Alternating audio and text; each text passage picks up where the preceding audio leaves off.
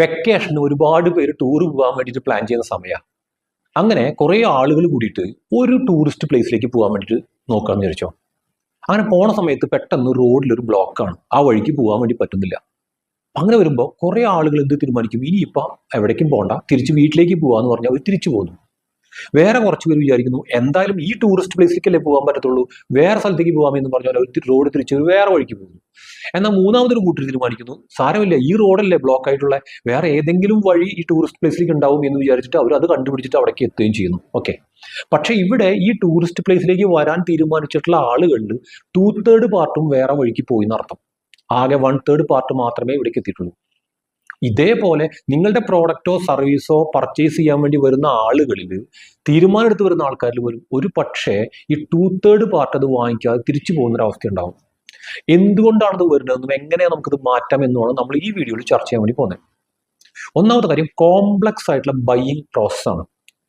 നമ്മൾ ചില വെബ്സൈറ്റിൽ പോയി കഴിഞ്ഞാൽ നമുക്ക് വളരെ താല്പര്യമായിട്ട് ഒരു പ്രോഡക്റ്റ് വാങ്ങിക്കാൻ വേണ്ടിയിട്ടായിരിക്കും നമ്മൾ പോകുന്നുണ്ടാവുക. പക്ഷെ അവിടെ എത്തിക്കഴിഞ്ഞാൽ ഇതിന്റെ റിവ്യൂ എവിടെ, ഇതിന്റെ പേയ്മെന്റ് ചെയ്യേണ്ട രീതികൾ എവിടെ, ഇതിന്റെ പ്രോഡക്റ്റിന്റെ ഡീറ്റെയിൽസുകൾ എവിടെ, എല്ലാം കൺഫ്യൂഷനാണ്.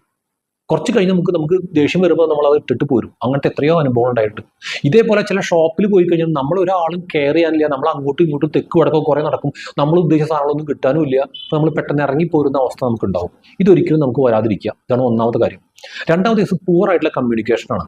നേരത്തെ ആ ടൂറിസ്റ്റ് പ്ലേസിൽ തന്നെ ഒരു നല്ലൊരു ബോർഡ് വെച്ചിട്ട് ഈ റോഡ് ക്ലോസ്ഡ് ആണെന്നും അടുത്ത ഇന്ന റൂട്ടിൽ കൂടെ വന്നു കഴിഞ്ഞാൽ ഇവിടെ എത്താൻ പറ്റുമെന്നും കൃത്യമായിട്ടൊരു ബോർഡ് ഉണ്ടെങ്കിൽ അതിനകത്തുള്ള ഭൂരിഭാഗം പേരും വന്നനെ. പക്ഷെ അത് ചെയ്തിട്ടില്ല എന്നുള്ളതാണ് കാര്യം. ഇതേപോലെ നമ്മുടെ ഷോപ്പിൽ ഒരാൾ കൺഫ്യൂസ്ഡ് ആയിട്ട് നിൽക്കുന്നുണ്ടെങ്കിൽ അവരെ പെട്ടെന്ന് വിളിച്ചിട്ട് എന്താണ് സാർ എന്ന് ചോദിച്ച് അവരെ ഹെൽപ്പ് ചെയ്തെങ്കിൽ ആ ആളുകൾ മുഴുവൻ നമുക്ക് തിരിച്ച് കിട്ടിയാനെ. ഇതേപോലെ കമ്മ്യൂണിക്കേഷൻ എപ്പോഴും വളരെ സ്ട്രോങ് ആക്കണം. മറ്റൊന്ന് ലാക്ക് ഓഫ് ട്രസ്റ്റബിലിറ്റി. എപ്പോഴും കസ്റ്റമർക്ക് ട്രസ്റ്റ് ഉണ്ടെങ്കിലേ അവർ എന്തും വാങ്ങിക്കത്തുള്ളൂ. അവർക്ക് ട്രസ്റ്റ് കൊടുക്കാൻ വേണ്ടി പറ്റണം. അതിനുവേണ്ടി എന്ത് ചെയ്യണം, നമുക്ക് നമ്മുടെ ലോയൽ ആയിട്ടുള്ള കസ്റ്റമേഴ്സിൽ നിന്ന് മുഴുവൻ നമുക്ക് ഫീഡ്ബാക്ക് എടുത്ത് വയ്ക്കാൻ വേണ്ടി പറ്റും, അവരെ റിവ്യൂസ് എടുക്കാൻ വേണ്ടി പറ്റും. അത് മുഴുവൻ ഈ പുതിയ ആളുകളെ കാണിക്കാൻ വേണ്ടി പറ്റും. അപ്പോഴാണ് അവർക്ക് ഏറ്റവും കൂടുതലായിട്ട് ട്രസ്റ്റ് ഉണ്ടാവുന്നുണ്ടാവുക. ഈ 3 കാര്യങ്ങൾ ശ്രദ്ധിക്കണമെങ്കിൽ തന്നെ ഒരുമാതിരിപ്പെട്ട നിങ്ങളുടെ പ്രോഡക്റ്റോ അല്ലെങ്കിൽ സർവീസോ വാങ്ങിക്കാൻ വരുന്ന ആളുകളെ നിങ്ങളിലേക്ക് തന്നെ നിലനിർത്താനും ആ പ്രോഡക്റ്റ് സെല് ചെയ്യാനും നിങ്ങൾക്ക് കഴിയും. ഓക്കെ, ബിസിനസ് മാസ്റ്ററി ഹബ്ബ് എന്ന് പറയുന്ന ഒരു കമ്മ്യൂണിറ്റി നമുക്കുണ്ട്. ബിസിനസ്സുകളെ എങ്ങനെ സിസ്റ്റമാറ്റിക് ആയിട്ട് വളർത്താം എന്ന് കഴിയുന്ന ഒരു കൂട്ടായ്മയാണത്. അതിനെക്കുറിച്ച് കൂടുതലായിട്ട് അറിയേണ്ടവർക്ക് താഴെയുള്ള ഒരു നമ്പർ ഉണ്ട്, അതിനകത്ത് ജസ്റ്റ് ഒന്ന് വാട്സപ്പ് ചെയ്താൽ മതി. അടുത്ത വീഡിയോയിൽ വീണ്ടും കാണാം.